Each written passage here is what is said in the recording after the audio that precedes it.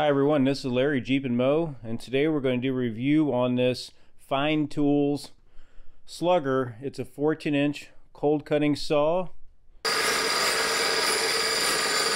the saw, we're going to go over some of its key features, some use, cut a little steel with it, and show you a few of the accessories that would be very handy to get with it. On this, we're partially sponsored by Trick Tools, so if you need any kind of saws, welding equipment, hand tools, or anything like that, check out Trick Tools. Check out Trick Tools for all your fabrication and manufacturing needs for your home shop or even your industrial areas. Anything you might need, check out Trick Tools. Now I'd say one of the key features to this saw over an abrasive saw is abrasive blades are fairly cheap, but with this cold cutting blade, you're not putting any heat into the material, which is going to change the properties of the steel a little bit. You're also not throwing a big rooster tail of sparks. You know, we're sitting here cutting up against a garage door that's got foam in it. I would never do that with an abrasive saw. So that's something you always got to worry about with that type of saw. If you're using an abrasive wheel, you got sparks going everywhere, and well, I don't feel like burning my house down today. One of the huge advantages for one of these cold cutting blades, right after you cut it, you can grab the steel. The chips are a little hot, but they cool off really fast. Okay, so a couple things. I wanted to use the saw a little bit before I really did a review on it, so I could just learn the saw a little bit. This uses a 2-position safety on it. Right, so you have to pull the main safety before you hit the trigger for the blade. Right? That way you can't just accidentally grab the handle. And then as far as a chip tray, and a little wing nut. Well, you can see we need to empty that. We've done a lot of cutting on this thing. All right, so it'll hold quite a few chips. Now you're gonna get chips around the rest of it too. The jaws are very stout. Right, so it's got this quick moving screw. Now we have the V-block jaws in it.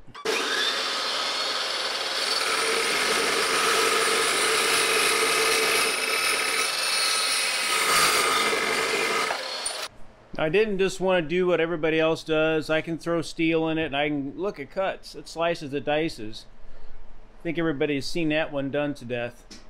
One of the things that I really liked about it was the heavy duty casting that's under it.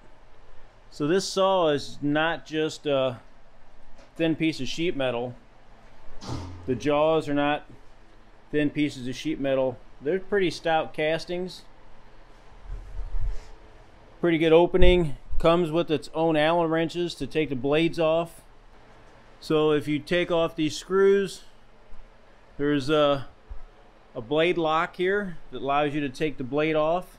There's really not much reason to do that. The carbide teeth blade.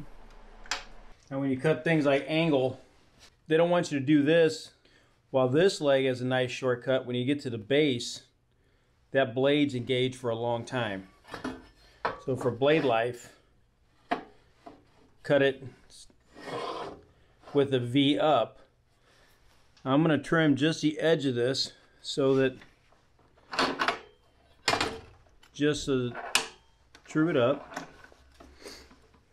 And then this is where the steady rest comes in. With it here, just bring it up so you got tension, so that way if it were to vibrate loose, it's not going anywhere. Now I'm using our welding table, portable welding table, and I've got the side fence up. That way I can leave it up against it and I can put a magnetic stop on the far side. Works really good.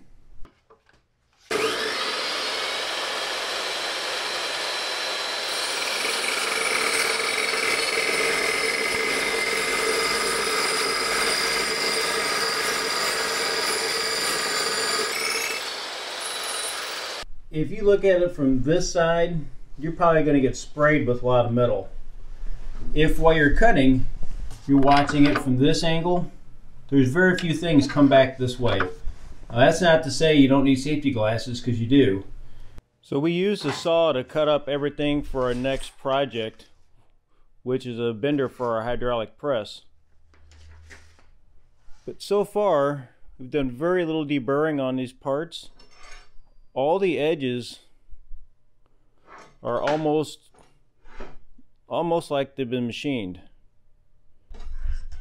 For a saw cut, very good. But more than anything is how square. Now you can set the saw up and you can cut any angle you want, but when you're trying to put things together, having everything nice and square. Right? So when you're trying to put together a job, having everything nice and square makes a job go so much easier. That's one of the advantages of that cold cut type saw. Now anytime you're cutting material like this, like a bandsaw, you would typically lay this down, where with these metal cutting blades, I'll say chop saw style, so you don't have the blade engaged very long. They want you to stand them up, and that blade will last a long time. So it works for stuff like this. Same way for tubing, you'd stand that up as well.